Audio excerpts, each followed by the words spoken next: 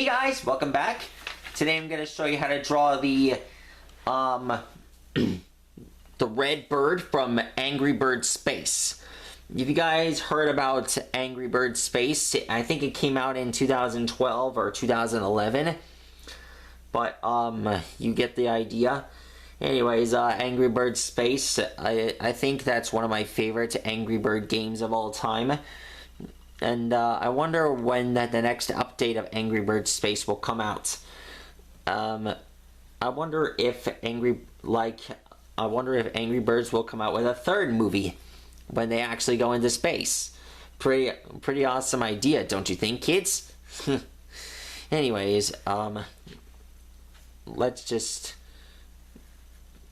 get started. Anyways, here's his head. You must start with the eyes, then the mask, because the red bird always wears a mask when he goes into battle, before he has to face off against the pigs. After all, they stole their eggs, and now they must pay for what they've done. Okay, so, let's get started. Here's his crest here.